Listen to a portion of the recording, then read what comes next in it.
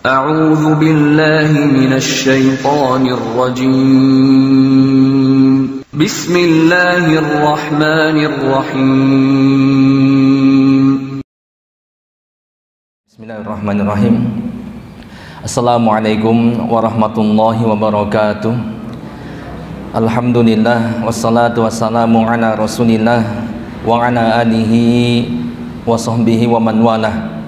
Amma ba'du, jamaah yang insyaallah dimuliakan Allah Subhanahu wa taala. Alhamdulillah, bersyukur kepada Allah Subhanahu wa taala di pagi hari ini,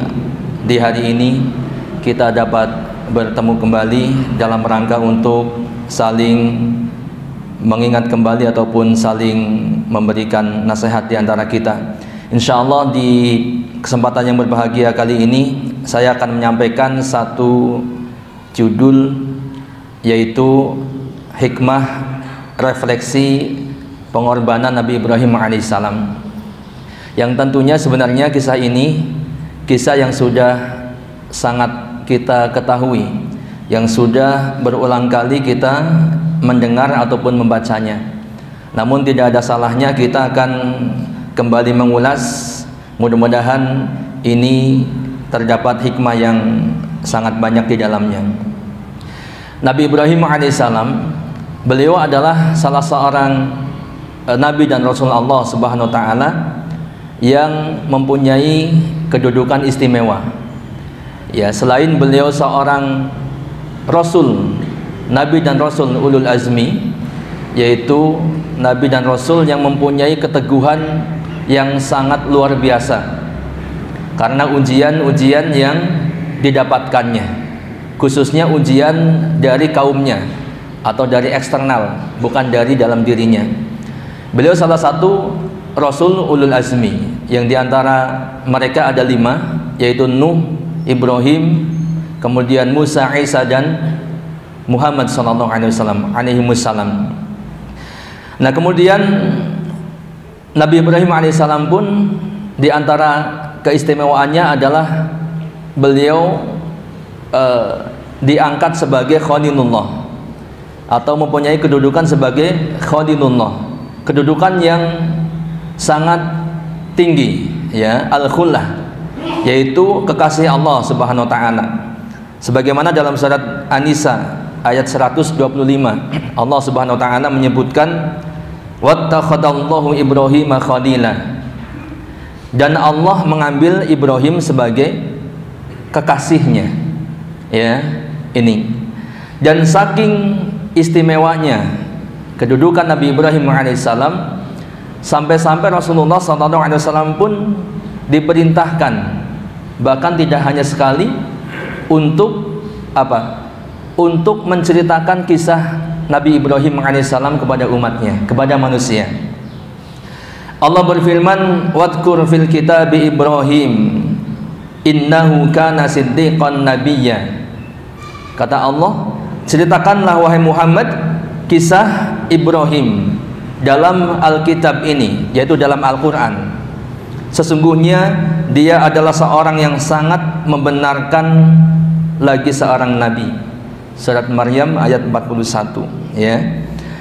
Pun demikian dalam surat Asy-Syu'ara maksudnya ayat 69, Allah berfirman, watlu alaihim naba'a Ibrahim, dan bacakanlah kepada mereka kisah Ibrahim. Ya. Nah, untuk itu insyaallah kita akan bersama-sama menyimak satu kisah atau sebagian daripada kisah Nabi Ibrahim yang sangat menginspirasi. Ya, dan ini ada kaitannya dengan bulan yang sebentar lagi akan kita jumpai, yaitu bulan Zulhijjah, di mana di sana ada satu ibadah yang sangat agung, ibadah kurban, yang itu landasannya adalah dari kisah Ibrahim yang akan kita bahas, yakni Ibrahim bersama anaknya. Baik, kisah ini terdapat dalam surat As-Saffat ayat 100 sampai 111, ya. Berawal dari doa Nabi Ibrahim alaihissalam. Jadi Nabi Ibrahim alaihissalam ini termasuk nabi yang diuji dengan ujian yang sangat banyak, ya. Di antaranya adalah diuji tidak mempunyai keturunan sampai batas waktu yang sangat lama. Berapa tahun baru dikaruniai putra? Ya, setelah 80 tahun. Ya, ini pun Nabi Ibrahim alaihissalam berdoa kepada Allah. Ya, artinya tidak putus berdoa dan bersabar. Sehingga dikatakan dalam ayat tersebut, Rabbi habli minas salihin. Rabbi habli minas salihin. Ya Allah, ya Rabbku, anugerahkanlah kepadaku seorang anak yang termasuk anak yang saleh. Ini doa Nabi Ibrahim alaihissalam. Ya, di ayat yang pertama yang saya bacakan tentang kisah ini pun kita sudah bisa mengambil satu hikmah yang sangat luar biasa. Ini seorang nabi yang mempunyai kedudukan yang istimewa, ya. Ketika ingin mendapatkan anak yang baik, anak yang soleh, beliau berdoa kepada Allah, Rabbi habli minas solihin. Ini pun demikian dilakukan oleh nabi-nabi yang lain. Di antaranya adalah Nabi Zakaria. Ya, Nabi Zakaria berdoa, Rabbi habli min ladunka dzurriyyatan thayyibah innaka sami'ud du'a. Ya Rabbku, berilah aku dari sisi Engkau seorang anak yang baik. Sesungguhnya Engkau Maha mendengar doa. Bisa dilihat dalam surat Al-Imran ayat 38.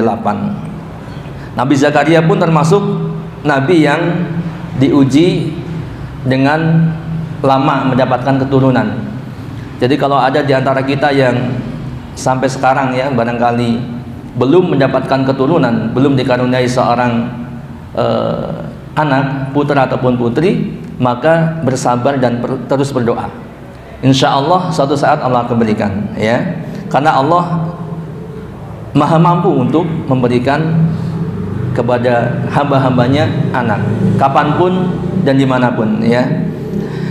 Dan Nabi Zakaria di usia yang ke-60-an, pun demikian istrinya di usia yang sudah sepuh, tapi Allah berkehendak, maka Allah berikan kepada beliau ya seorang putra yang termasuk seorang nabi, yaitu Nabi Yahya.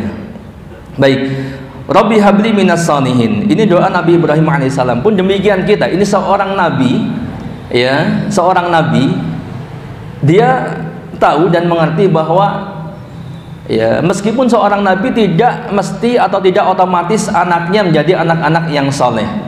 Ya, betul tidak? Ada beberapa nabi yang kemudian keluarga dan anak-anaknya justru mendustakan kenabiannya. Ya, seperti anaknya Nabi Nuh alaihissalam, ya, termasuk Nabi Lut alaihissalam, ya. Pun demikian, maka dengan hikmah ataupun pelajaran yang bisa kita ambil di ayat yang pertama yang saya sampaikan ini, bahwa kita pun harus banyak-banyak berdoa, memohon kepada Allah agar diberikan keturunan yang baik. Kalau ingin mendapatkan keturunan yang baik, maka kita harus berdoa kepada Allah Subhanahu wa taala, karena kita tidak bisa sendiri. Kemudian ayat yang selanjutnya, fabasyarnahu bigulamin halim, maka kami berikan dia kabar gembira dengan seorang anak yang amat sabar. Ya, di sini diartikan anak yang amat sabar, bigulamin halim, ya, yaitu adalah Ismail, ya.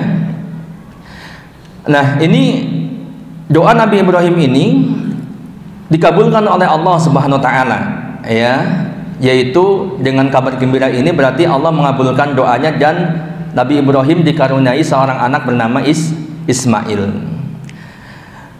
Kemudian Allah berfirman, falamma balagha ma'ahu sa'ya qala ya bunayya inni ara fil manam anni adbahuka fanzur madza tara qala ya abati if'al ma tu'maru if'al ma tu'mar satajiduni insyaallah minas sabirin.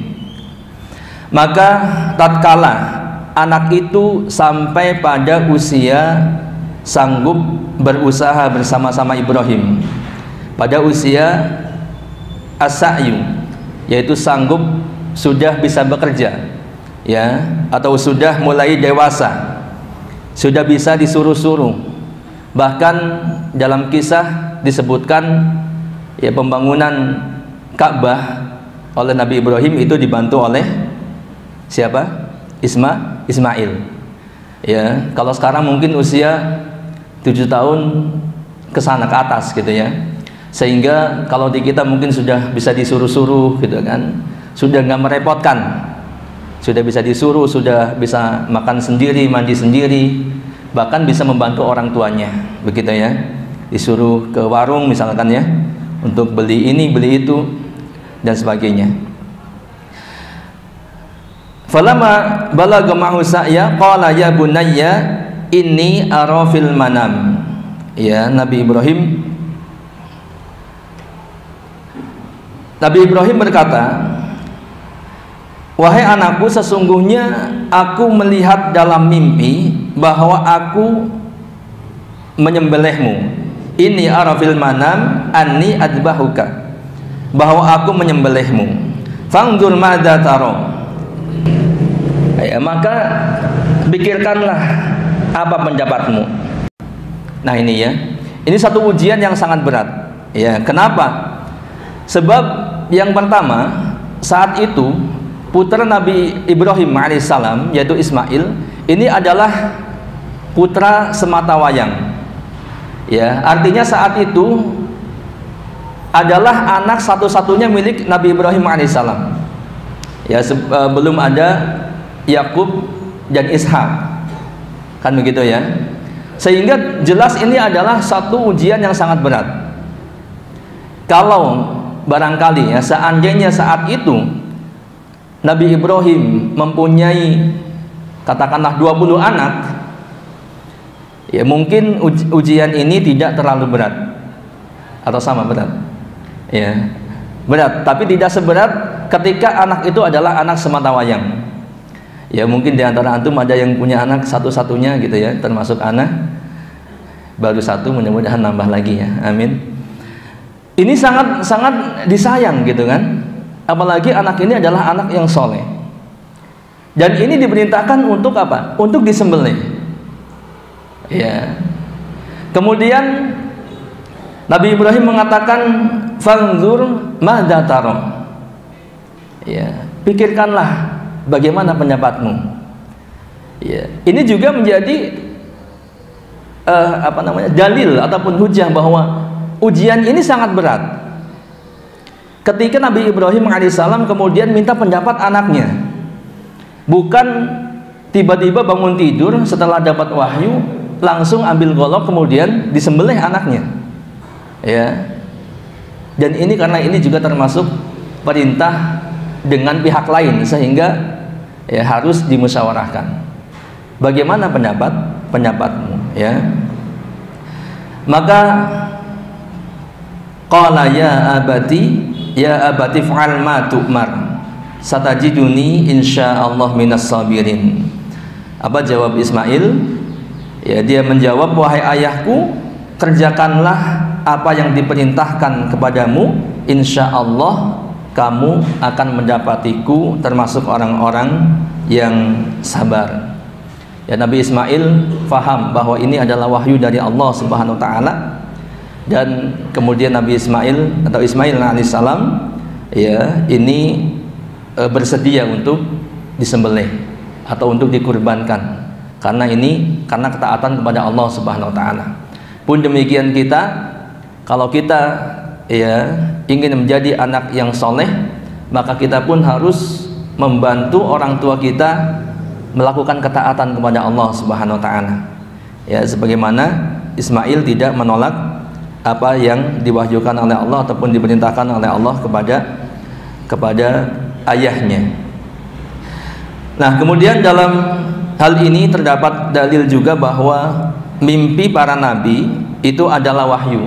Ya, ada satu hadis, namun hadis ini dikatakan hadisnya mauquf. Disebutkan bahwa ru'yal anbiya'i fil manam wahyun. Jadi mimpi atau penglihatan seorang nabi atau para nabi dalam mimpi itu adalah wahyu, ya. Penglihatan para nabi dalam mimpi ini statusnya adalah wahyu, karena di antara cara turunnya wahyu adalah melalui mimpi, gitu ya. Akan tetapi ini tidak otomatis berlaku untuk semua orang, ya. Jangan antum, ya, tiba-tiba mimpi mau menyembelih orang, kemudian besok langsung bawa pedang, jangan, ya, sebab antum bukan nabi, gitu ya. Nah, seperti dikatakan Syekhul Islam Ibnu Taimiyah bahwa beliau mengatakan mimpi para nabi adalah wahyu, karena para nabi itu maksum dari setan. Jadi nabi itu mimpinya itu tidak dicampuri oleh campur tangan setan. Demikian disepakati oleh para ulama. Selain nabi tidak menjadi wahyu dan tidak bisa diamalkan, ya. Jadi kalau bukan nabi tidak menjadi wahyu, mimpinya bukan wahyu. Nah, kemudian yang selanjutnya, ya, terkait dengan ini, bahwa setiap kita, setiap manusia, ya, itu, ya, khususnya apalagi orang yang beriman, pasti akan mendapatkan ujian. Jadi kita pun bisa mengambil ibrah dari penggalan kisah ini bahwa, ya, kita akan mendapatkan ujian dari Allah Subhanahu wa taala, dan masing-masing kita, kalau kita mau melihat, pasti ada ujiannya masing-masing, ya. Ada yang ujiannya mungkin terasa sangat berat sekali, tapi pada akhirnya ternyata la yukallifullahu nafsan illa wus'aha. Kita mampu untuk menjalaninya, ya. Ada yang ditinggal meninggal anaknya, bahkan anak istrinya, gitu ya. Kemudian ada yang anaknya sakit atau bahkan dirinya sakit, dan seterusnya. Memang demikian, ya. Orang-orang yang beriman itu akan diuji, ya, seperti dikatakan dalam hadis, ada yang bertanya kepada Rasulullah sallallahu alaihi wasallam, ya Rasulullah, ayun nas asyaddu bala. Wahai Rasulullah, manusia manakah yang paling berat ujiannya? Maka beliau sallallahu alaihi wasallam menjawab, al-anbiya sumal amsal wal amsal, ya, sumal amsal fal amsal. Para nabi, kemudian yang semisalnya dan semisalnya lagi. Dan ini semua kita sudah hafal, familiar sekali hadis ini, ya.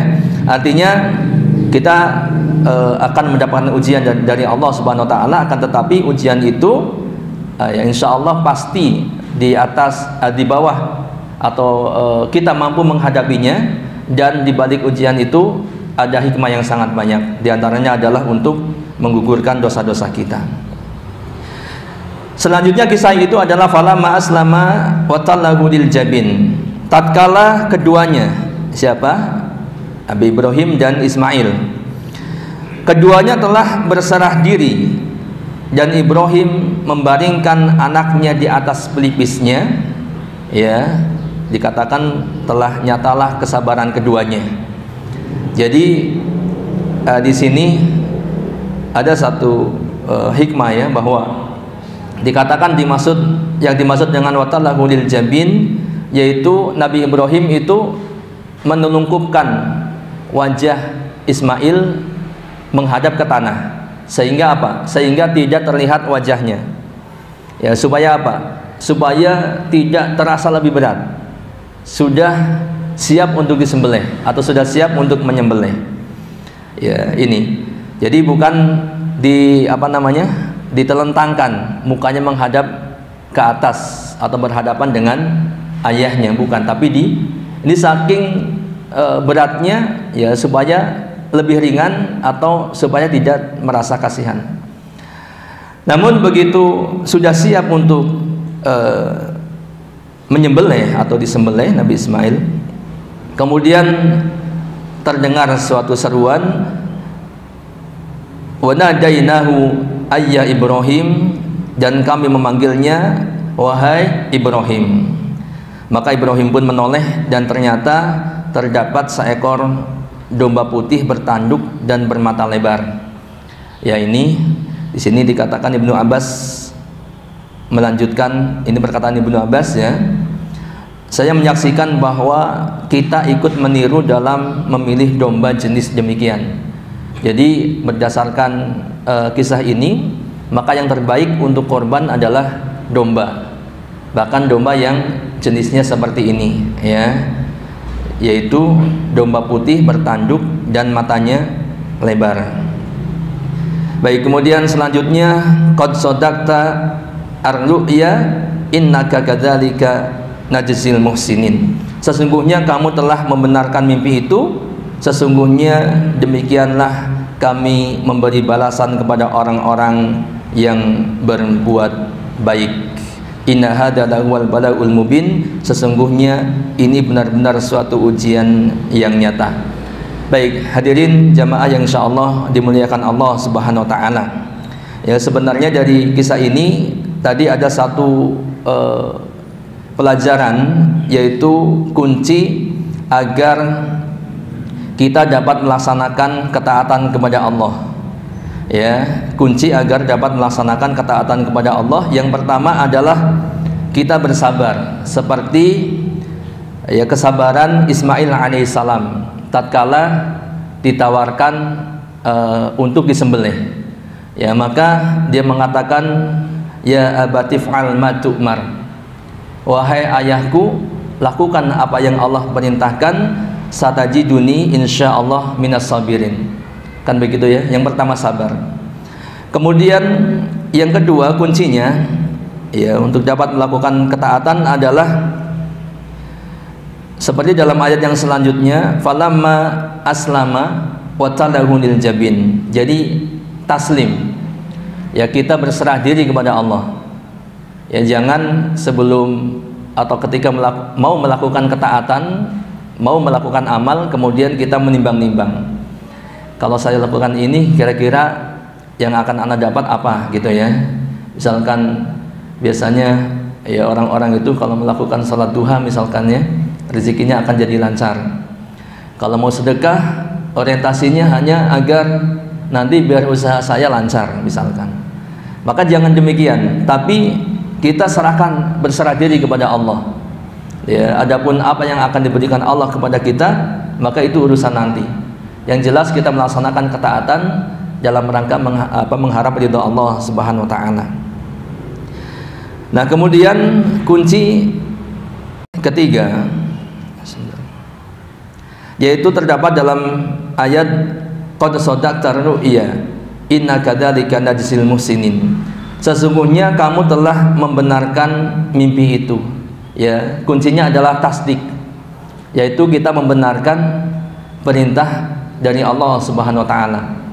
Ya, meyakini kebenarannya sehingga kita akan mampu ataupun ringan melakukan ketaatan kepada Allah Subhanahu wa taala. Nah, ini hadirin jamaah yang insyaallah dimuliakan Allah Subhanahu wa taala, mungkin ini yang dapat disampaikan sedikit saja. Nanti kalau mau lebih luas lagi silakan bisa dibaca di kisah Nabi Ibrahim ini, terdapat dalam surat As-Saffat ayat sekitar 100 sampai 111-an ya.